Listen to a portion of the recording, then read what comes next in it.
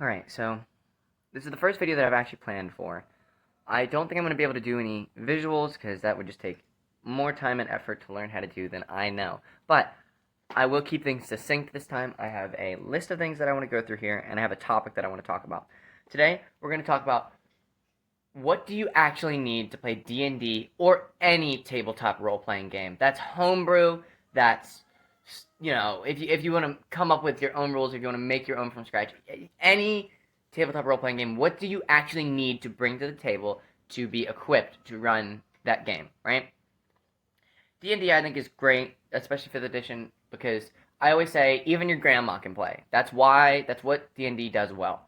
Is like the rules are fairly simple once you learn them, and if you don't learn them, there's always going to be somebody at the table who knows them, right? And they can help you along. When I started DMing, and I didn't know the rules at all. I've never played D&D. I didn't have anybody in my family who ever played, so I just got my friends together and we kind of made it up. I had been gifted the starter set for Christmas. Somebody said, "You're a nerd and you're gonna love this. Try this out," and they were right. And so I tried it out, and it went fairly well, but also bad in some ways. Your first session always will go bad in some ways. But especially for me, because I went in blind, and so sometimes they would ask me, how do I do that? And I would go, I don't know, and I would look through the 5th edition book isn't great. The new 5th edition book is much, much, much, much better about introducing you to what to actually expect at the table. I didn't even know what to expect. I watched a little bit of Critical Role, watched like a few episodes of Critical Role just because I knew of it, and I knew I needed to see somebody do D&D. And that got me hooked too. So what do you actually need, right? The first thing you need is rules. There's free D&D rules that you can get online. It's like the starter kit. It's very bare bones. But if you want to homebrew, it's a great way to build off of that. But if this is your first game, you don't need to do that at all. You just go, find the rules, and if somebody asks you, what is this, scroll through them real quick. Tell everybody to take a cursory glance. And then some players are going to have questions. And the real thing you need to do is, at the table, you have to agree to make a ruling that is fair, right? Sometimes you're not going to know the rules. Somebody's going to say, I want to jump over the chasm. And you're going to go, fuck, where does it talk about jumping? And you're not going to find it, right? And you're going to say, all right, I'll have to find that later. But for now, just make a dexterity check, right? Just quick at the table and make it, and say, does that make, ask them, does that sound fair, right? Make a ruling and make sure that it's fair. Communicate well. I also just started playing Pathfinder. I really like Pathfinder. But there's Daggerheart. There's tons of the Dungeon Coach is making a D20 system. Matthew Covell, I think, has a D20 system. There, Call of Cthulhu. There's all sorts of tabletop role-playing games, and I'm just starting to dip my toe into non-D&D games, and it's been very fun so far. So whether or not you're playing D&D, while you take this journey, just consider opening up to other games. It's just like, you love Skyrim might be your favorite game, but every once in a while you want to play Forza. Every once in a while you can't play Forza in D&D. It would just you have to homebrew it all, and that would be so much work, right? You could do that. You could figure it out. Oh yeah, I'll make a mini game, and I'll base it off of. Oh, my cat's playing with a toy. And I'll base it off of you roll a d6, and if you make some shit up, but you would rather, it's much easier if you have the funds, or if you find a free game online. There are many small free games. Many rule sets are already out there to do different, especially little side quests that aren't. It might be hard if you're doing a heist. You might do. It's called. Is it Cloak and Dagger? Oh, I gotta figure that out because I want to try that one eventually. So for the second part that you have to have is absolutely fate. And what I mean by that is if all you have is rules, you're just playing pretend, right? Like literally. And that's what all D&D is. Any tabletop role-playing game, it's literally just playing pretend. You're all speaking out loud and imagining a world in your head. And when it's really good, I always say it, it's like reading a good book. When sometimes D&D you're bored or you're focused on something else, or D&D can't always be the most engaging thing ever. But when it's really going well, it's like when a book is really going well, and you stop reading the words and you're in your mind and you're visualizing the book as you're in the flow state of reading it. You could just get in the flow state and it's like happening in your you can see it happening in your mind, and it becomes much more vivid and more engaging at that period of time. But to get to there, we're adults now, and if you're playing with children, if which is fine, it's very easy to guide them and lead them around, and sometimes they just want to play pretend. They don't want to, oh, well, I don't want to have a rule. I just want to pull out a bazooka and shoot them, right? But when you get to be an adult, that becomes lame. And I mean more in the traditional sense, where it's not full of energy. It's not engaging us.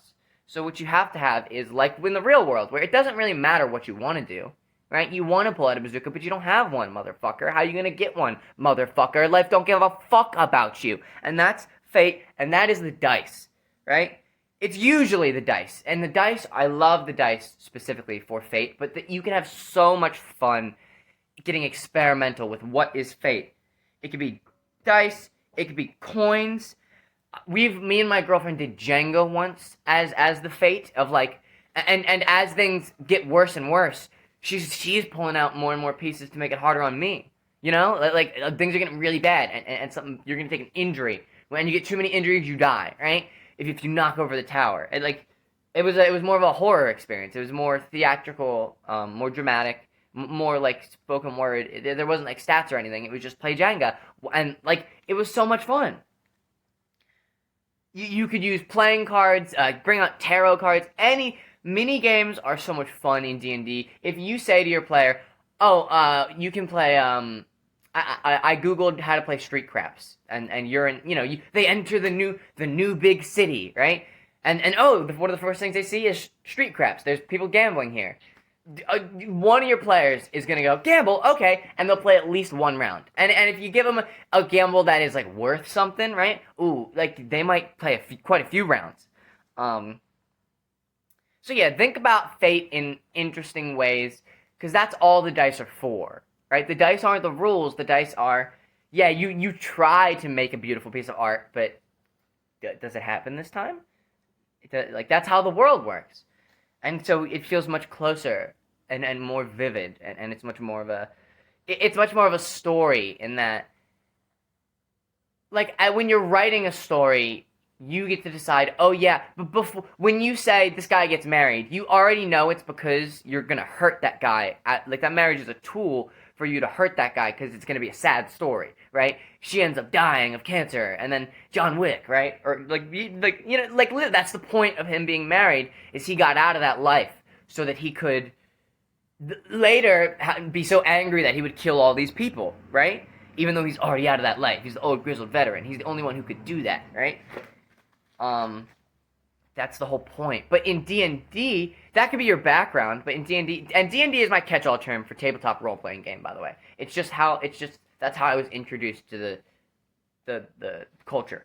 Oh fuck, I just lost my spot. What makes it so real is that you can try your hardest, but sometimes you will fail. And sometimes another beautiful thing is, there is an element of, alright, every person at the table has their own philosophy on luck based on their life, and it's usually for fun, all fun, it's tongue-in-cheek. Like, some people think that, oh, this dice is rolling bad, I'm gonna pick a different dice. I personally believe, no, I'm not gonna roll my dice until he calls a dice roll, because it's like Mario Party, where the math is already done. Like, if I roll a 20 now, I've wasted that 20 for later. You know what I'm saying? And I don't know that I don't think that's what I believe about life, but it's a fun way to think about, ooh, how can I make these? It's a magic system. It's a fun little, how do I make these? It's all for tongue in cheek, right? And people have fun being little dice goblins and all that. That element of it makes it so much more real. Like, in that there's like a meta game on top of the dice. You know what I'm saying? And at that point, it almost becomes spiritual, in a way, where it's like, how do you believe luck works? And that is really fun. The third thing that you absolutely need is a single episode story. 1 3 to 6 hour episode that starts and ends in that amount of time. And generally, 1 hour of work will get you 1 to 2 hours of gameplay. So if you sit down for an hour, and that depends on how efficient you are too, but generally if you sit down for an hour, it's going to equate to like 1 or more, I would say, hours. And that's because you're going to put in something like a puzzle. Don't put in a puzzle, by the way. You're going to put something in like a puzzle, and they're going to spend 45 minutes on a kindergarten level puzzle, because it's an open-ended game, and there's just too many things that they could try to do. You know, it's like trying to solve a riddle organically. There's infinite answers, so you better make the hint really fucking good, or else I'm never going to get it. I'm going to try forever. It's going to take me days, and you don't have days. You have 3 to 6 hours, right? You're going to put in an NPC that you think is throwaway, or they're going to ask for an NPC that you didn't expect to put in there. And they'll say, oh, can I go to the blacksmith? And you'll go, okay, I guess we're role-playing the blacksmith. And you don't need to role-play the blacksmith, but you think they want you to. And then you say, oh, hey, laddie. And then they end up being like, oh, this is a cool guy. And now you have to, like, it becomes 20 minutes. You know? You didn't put that in your time schedule. So you have to also communicate with your players about, before you start, hey, I'm thinking this is probably going to be 5 hours. I'm thinking 5 to, and give them long, too. Like the short and long. And I'm going to try to keep it to 5 hours, but it might go to 8. And 8 is too many, by the way. If especially for your first time, 8 is way too many. 3 is a really good, but at the end of 3, you're going to be like, whoo, I'm tired. At the end of 5, you're going to be like, wow! And then you're going to be like, oh, I'm so exhausted. At the end of 8, you're going to be like, even when we're playing, by the time we get to hour 6, sometimes it's like, hey guys, we're getting tired. Like, so keep like time management and story management. Before you start, you need to already know what the end is, and you need to know the steps that you need to take to get there. If the story is everybody in the story is a princess and they all have to break out of the horrible empire, right? And the ending of that is that they start their own little... They go to the gnomish kingdom nearby, and then they start their own little fairy tale kingdom, and and then the next session will be that they wage war. Or here's the thing. You don't know what the next session is going to be, because your players will do shit that will surprise you so deeply, and they will take things that are so dramatic outside of the story, that you're like, wow, I could have never came up with that, and that's beautiful, and that's what we're going with now. It'll happen all the time, and you have to let it happen every time. Because that's the real story. That's the actual game you're playing. Is you're doing some writing, but the main characters are the ones doing the emotional shit. Generally, you can nudge them around to get to there, but generally it's on them. You should put that emotional challenges in front of them, and then they make the emotional choices. Managing that time is so important, and having an end. Like, don't end it in the middle of a quest. So often we just end, because you're doing a campaign and it goes on forever. You're okay with just ending it and, hey guys, we're tired. Like, hey, combat's about to start, so it's a good cliffhanger, right? We're just gonna stop here. If you can end it on, and you guys ally with the gnomish nation, right? And then the camera pans away and looms back to your homeland. And the characters don't see this, but the players, the audience sees that there are trolls and giants and goblins that have the princesses are gone, and we must go get them back, and we've hired all these mercenaries from the woods to go not kill them, not even harm them, unless they don't want to come back. Then you gotta kidnap them and take them back. You're not gonna be killed, but we're gonna try to take one of your princesses back, and then the player's not gonna, that's all for the next session, and you leave them on that cliffhanger. Like, if they want to play further, right? That's so important to making your characters feel satisfied, and you feel satisfied, like you're not wasting your time. All right, number 4 that you need is absolutely physical prep. I put it in my previous one. Usually 1 hour of work equals 1 to 2 hours of play. What does that actually mean, physical stuff, though? I'm talking about maps. I'm talking about more than anything, you can do theater of the mind. You don't have to have a map. More than anything, you need enemy stats, because you're going to get into combat, and you need to know the rules of combat, and the enemies have to have health and damage, and sometimes the player's going to try to do something like demoralize them. They're going to try to be like, fuck you, little goblin, get out. They're going to try to scare them away, and you need to know their charisma, and you need to know their intelligence, and all the shit that is throwaway that you almost never use, sometimes you're going to need it. So you need those character sheets for the enemies. You need... Maps are really good if you're playing a more tactical game. If you're having a lot of enemies, if it's one enemy, one big boss, and just your players, you can just do a theater of the mind. You know, you can run theater of the mind pretty far, but even like really, you can expand upon theater of the mind pretty well. But there becomes a line where it's like, okay, it becomes too much like I move up to them and I attack, and I move up. You want it to be more tactical? Add a map. You can also add other things like having minis prepared, physical tokens of, all right, you have an advantage here, I'm going to give this to you, so because players will often forget they have advantage, so you hand it to them and say, this is your advantage token, make sure to use it, right? Putting, we take the little, when you're done with a milk carton, take the little ring around the neck, and then put that over your minis to denote your debuff. You have a, like anything, it can denote you're concentrating, just remind them that something's going on with your character, right? And you can use the different colors for different things, right? It's fun. Physically prepare for, sometimes even setting the mood, lighting a candle, like lowering the audio. Here, do I have this in the future? This is in the extra section, but audio. Go and find a video that is just called D&D ambient music. And if you find one video that is a city, because you're going to be in the city for most of the game, and then you find one audio that's a cave, because at the end of the game they're going into a cave, that will make your players feel so much more like they are in a real place.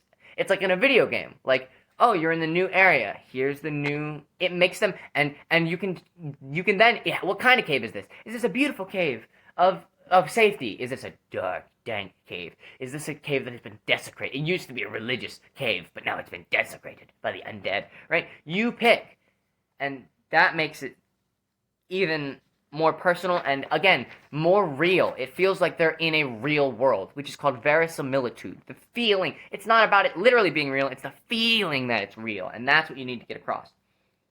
Number 5, maybe the most important, and I've talked about it in multiple of these other steps, is communication. You have to be thorough, you have to be honest, you have to be open and vulnerable, and willing to let your darlings die. What do I mean by that? Thorough. Thorough means somebody says, I want a huge magical sword that does 10 magical things. You need to go, in the back of your mind, you're going to go, that sounds really overpowered, and I'm worried about the other players feeling underwhelmed. Like, why does this guy get special treatment? You need to be thorough, and you need to acknowledge that out loud, right? That's thorough, honest, and open. All three of those are packaged into one there. You need to say, hey, that's a lot for you to have at level 1.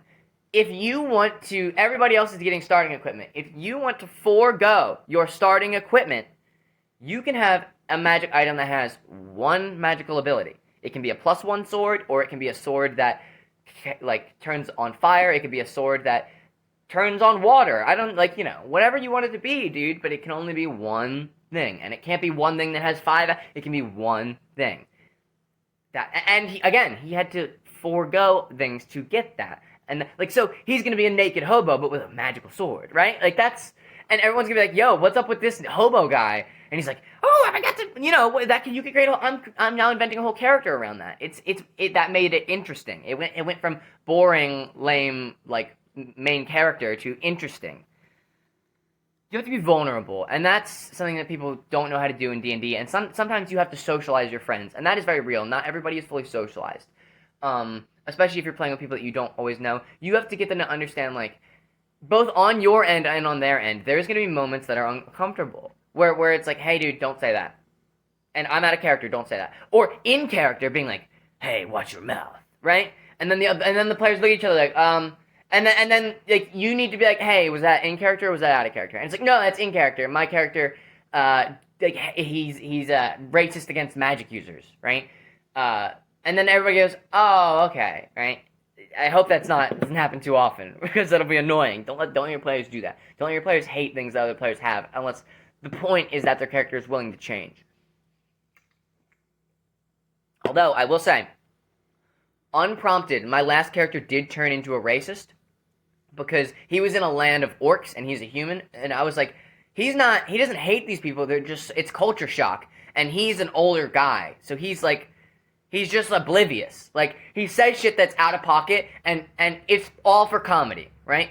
It's all for comedy. None of it is about hatred. He's fine with orcs. he just like he walks into the city and he's like, man, this is a real dirty city. And I said that and everyone laughed. So I was like, and they're like, why would you say that? And it's like, well, he's a human. He doesn't know. There's an orc place. I don't know. He thinks it's dirty. He's not the best guy. I don't know. It's funny. Everything I said was it was all for jokes, and I didn't expect that character to be like a rage bait character, but he became that. And over time, like some of the stuff was about him. Like players would say, "Wait, but aren't you racist?" And he'd be like, "No, I don't hate him. I think humans are like humans are the best. I don't think anybody's like worse. It's just I like there's so many races. I gotta look out. We gotta look out for us. You know, it's a fantasy setting. Like humans don't have like we gotta stick for each other." Okay, I'm getting off topic. And you have to be willing to let your darlings die. You're gonna create something that you think is really cool, and your players just want to not interact with it, and they're gonna be bored by it, and they're gonna want something else, and you gotta just be willing to let go. You gotta be totally willing to let go. You gotta be willing to, and also your player characters are your darlings. You have to be willing to kill them. If you're not willing to kill them, then combat doesn't matter, and that's the truth. And here's how. Say this to your players. I've always said this to my players. If an evil mage is fighting you, he may knock you out and kidnap you because he can ransom you to your family, or give you to his master as a look. The heroes, I captured them. You know, he can get promoted, or he can use you for a magical ritual to turn you into a spy and send you back out into the